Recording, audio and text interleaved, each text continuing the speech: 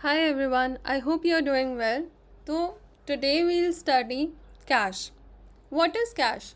Cache is a temporary storage area जो कि जो भी फ्रीक्वेंटली एक्सेस्ड हमारे पास डेटा आता है या फिर अगर कोई ऐसी रिक्वेस्ट आती है जिसके लिए डेटाबेस पे बहुत एक्सपेंसिव ऑपरेशंस हो रहे हो तो उसको ये लोकली स्टोर कर लेता है एंड इससे क्या है कि ओवरऑल जो रिट्रीवल प्रोसेस है दैट बिकम्स वेरी फास्ट तो यूज़र्स को रिस्पॉन्स जो है वो कंपैरेटिवली फास्टर मिलता है. Let's see this through an example. तो सपोज़ हमारे पास यहाँ पे एक सर्वर है, राइट? अब सर्वर के पास अगर कोई क्लाइंट से रिक्वेस्ट आती है and client is requesting for some data जिसके लिए सर्वर क्या करता है, सर्वर डेटा लाता है डेटाबेस से. We know that very well. अब कुछ ऐसा डेटा हो सकता है जो कि बहुत सारे क्लाइंट्स बहुत फ्रीक्वेंटली एक्सेस करते हो. For example if you go to some movie booking website let's say, तो वहाँ पे अब कोई एक मूवी है जो कि बहुत ट्रेंडिंग चल रही है and every one is accessing the information of that movie. तो उस मूवी को बहुत लोग सर्च करें एंड उसका डेटा जो है वो काफ़ी फ्रीक्वेंटली रिट्रीव हो रहा है, करेक्ट? या फिर कोई ऐसी चीज़ हो सकती है, कोई ऐसा डेटा हो सकता है जिसको डीबी से एक्सेस करने में बहुत एक्सपेंसिव ऑपरेशंस लगते हैं, जैसे बहुत सारे जॉइंस हो गए फॉर एग्जांपल. तो इसमें क्या होता है कि बार बार अगर सर्वर डेटाबेस को रिक्वेस्ट भेजेगा एंड देन डेटाबेस सर्वर को रिस्पॉन्स भेजेगा, इस केस में प्रोसेस बिकम्स वेरी स्लो. तो what we do is we implement a cache in between. Okay, cache क्या करता है कि अब जो है सर्वर अगर डेटा एक्सेस करना चाहता है तो वो सीधा डीबी पे रिक्वेस्ट नहीं भेजेगा, वो रिक्वेस्ट भेजेगा पहले कैश पे एंड कैश के पास जो है फ्रीक्वेंटली एक्सेस डेटा अवेलेबल रहेगा या फिर एक्सपेंसिव ऑपरेशन से फेच करा हुआ डेटा अवेलेबल रहेगा. अगर वो डेटा उसको कैश में मिलता है देन यहीं से डेटा जो है वो सर्वर को रिटर्न हो जाएगा. तो cash makes the process very fast. Cash जो है वो लोकल मेमोरी है हमारी, तो obviously that would be much faster than retrieving data from the database, right? अब अगर वो डेटा कैश में अवेलेबल नहीं है, लेट्स से कुछ और डेटा एक्सेस किया, तो कैश जो है वो डीबी को रिक्वेस्ट भेज देता है and as usual DB response भेज देगा एंड इफ़ वो रिस्पॉन्स को हमें स्टोर कराना है तो वो कैश में स्टोर हो जाता है, वरना वो डायरेक्टली रिटर्न हो जाएगा सर्वर को. सो कैश का कॉन्सेप्ट ओवरऑल यही होता है, correct? It's a very simple concept just to make the retrieval process faster. Okay, so now comes the important part कि कैश का कॉन्सेप्ट तो हमें समझ आ गया, बट हमें कैश को इम्प्लीमेंट करने के लिए क्या चीज़ें माइंड में रखनी होती है, किस डेटा के लिए कैश इम्प्लीमेंट करना चाहिए, कब करना चाहिए, कैसे उसमें डेटा कितने टाइम तक रहेगा या फिर कब हमें डेटा उससे रिमूव करना है. Let's see all of that. तो सबसे पहले जो हमारे पास चीज़ आती है that is decide when to use cache. अब कैश हम सब डेटा के लिए तो नहीं लगा सकते बिकॉज कैश लोकली स्टोर करता है एंड कैश की भी एक लिमिटेड मेमोरी स्पेस होती है, तो हम सब डेटा जो है कैश में स्टोर नहीं करा सकते. ओके, तो अब कौन सा डेटा कराया जाए? अब नाउ वी नो कि हमें वो डेटा कराना है जो कि फ्रीक्वेंटली एक्सेस होता है या फिर जिस डेटा को एक्सेस करने के लिए एक्सपेंसिव ऑपरेशंस यूज़ करने पड़ते हैं. ओके, बट इसमें एक प्रॉब्लम क्या आती है कि कोई ऐसा डेटा भी हो सकता है जो फ्रीक्वेंटली एक्सेस तो हो रहा है बट वो फ्रीक्वेंटली अपडेट भी हो रहा है, राइट? अब इस केस में क्या होगा कि जब भी राइट ऑपरेशन होगा तो सर्वर तो डीबी में ही राइट करेगा ना. अगर कोई भी डेटा अपडेट होगा तो वो अपडेटेड डेटा डीबी में स्टोर होगा. तो क्या होगा कि अब इनकन्सिस्टेंसी आ जाएगी कि हमारे डीबी में अपडेटेड डेटा है बट जो कैश में डेटा है वो हमारा पुराना डेटा है. तो इस चीज़ के लिए जो भी frequently accessed and not frequently updated data होता है बस वही हम कैश में स्टोर करते हैं.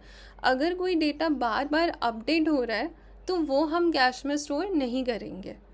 एंड एक और चीज़ इसी पॉइंट के अंदर आएगी, एक्सपायरेशन पॉलिसी।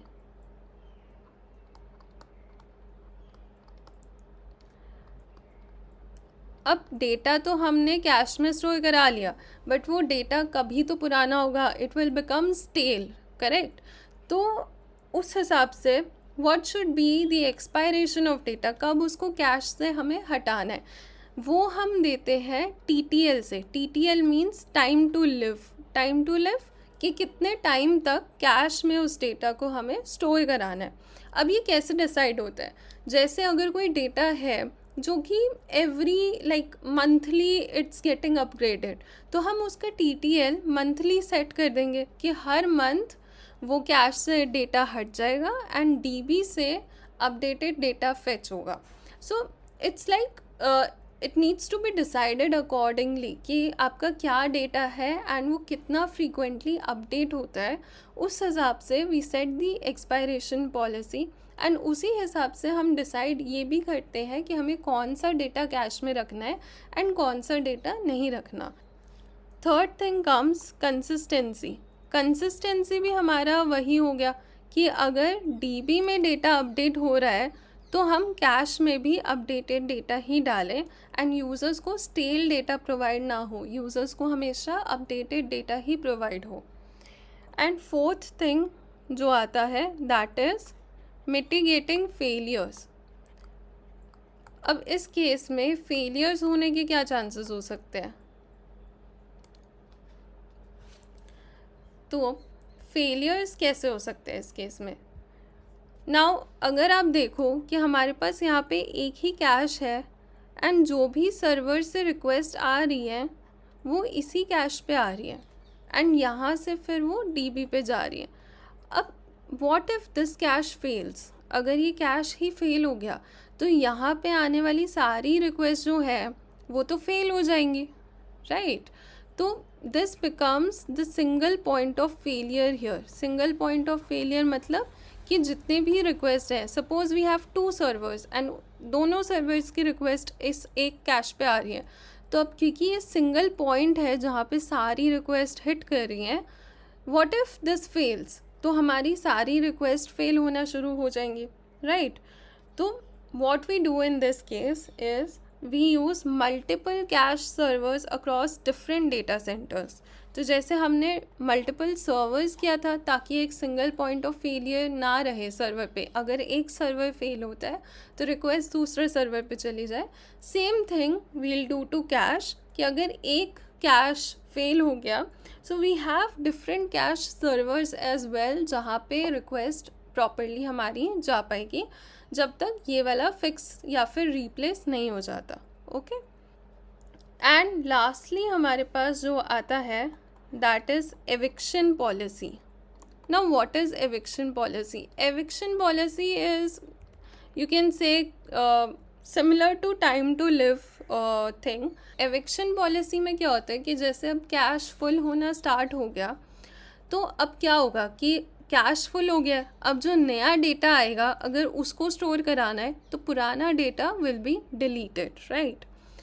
तो एविक्शन पॉलिसी में हमारे पास वेरियस एल्गोरिदम्स आती हैं जिसके थ्रू हम ये डिसाइड कर सकते हैं कि हमें कौन सा डेटा डिलीट करना है।